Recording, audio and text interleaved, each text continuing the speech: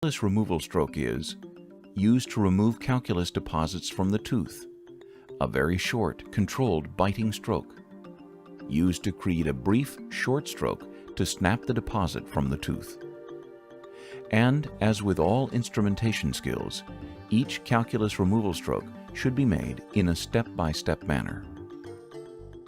A periodontal typodont with flexible gingiva is recommended when practicing subgingival instrumentation.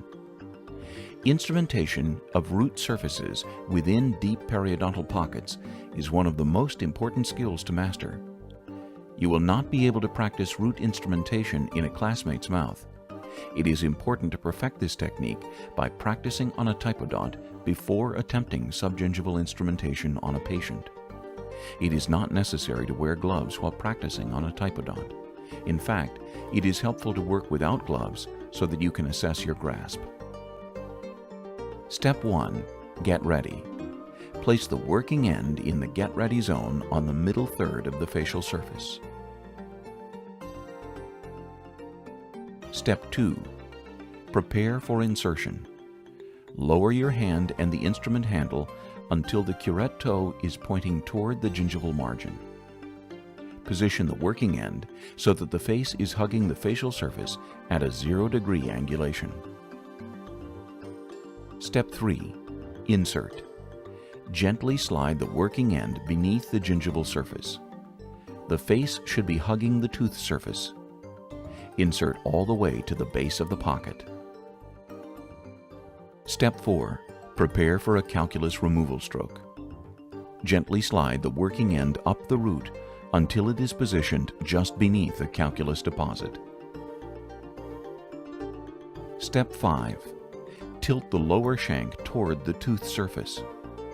Establish an 80-degree face to root surface angulation by tilting the lower shank toward the facial surface. The face of a universal curette is at a 90-degree angle to the lower shank.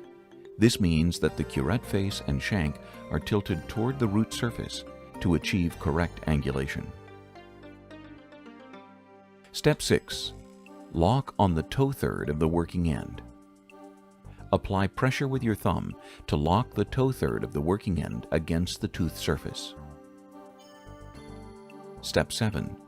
Make a calculus removal stroke. Keeping the toe third locked against the tooth surface, make a tiny biting stroke upward against the calculus deposit to snap the deposit off of the tooth. Step 8. Stop the stroke. End the stroke with precision by pressing down with your fulcrum finger against the tooth. Step 9. Pause and relax at the end of each stroke. Make a single stroke, stop, and immediately relax your fingers in the grasp. This lessens the strain to the muscles of your hand.